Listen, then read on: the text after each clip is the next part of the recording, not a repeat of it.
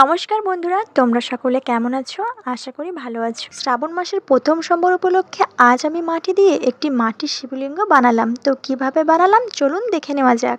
শ্রাবণ মানে মহাদেবের ব্রত পালন, কাঁধে বাঘ নিয়ে তারকেশ্বর যাওয়া, উপবাস রাখা। বিশ্বাস করা হয় যে এই শ্রাবণ মাসে বাবা মহাদেব মাতা পার্বতীকে নিয়ে পৃথিবী ভ্রমণ করতে বেরোন। এই পরিস্থিতিতে ভক্তরা বাবা মহাদেবের আশীর্বাদ পান। তাই এই শ্রাবণ মাসে বাবা মহাদেবের মাথায় জল ঢালার প্রচলন রয়েছে। তোমরা কে কে এই শ্রাবণ মাসের প্রথম সোমবারে বাবা মহাদেবের মাথায় জল ঢেলেছো অবশ্যই কমেন্ট করে জানিও। প্রথমে তো আমি কিছুটা মাটি দিয়ে এই শিবলিঙ্গের মাঝের অংশটা বানিয়ে নিয়েছি। এরপর এই মাঝের অংশটি রাখার জন্য আমি মাটি দিয়ে একটি গোল বৃত্ত বানিয়ে নিয়েছি ও একটি চৌকো বানিয়ে নিয়েছি। এরপর আমি শিবলিঙ্গের ওপরের অংশটি বানিয়ে নিয়ে ওই শিবলিঙ্গের উপরে ভালো করে বসিয়ে দিয়েছি। তো ফাইনালি আমার শিবলিঙ্গটি বানানো কমপ্লিট হয়ে গেছে। এবার আমি এই শিবলিঙ্গটিকে রং করে নেব। শিবলিঙ্গ মূলত দুটি কালারের হয়, একটি হলো সাদা আর একটি কালো। আমি এখানে কালো রংটি করে নেব। শিবলিঙ্গটিকে রং করার পর কেমন যেন একটু ফাঁকা ফাঁকা লাগছিল, তাই আমি শিবলিঙ্গটিকে সুন্দরভাবে সাদা রং দিয়ে ডিজাইন করে দিয়েছি, যাতে শিবলিঙ্গটিকে আরো সুন্দর দেখায়। তোমরা একটু দেখে জানিও তো রং করার পরে ভালো লাগছে নাকি, না রং করার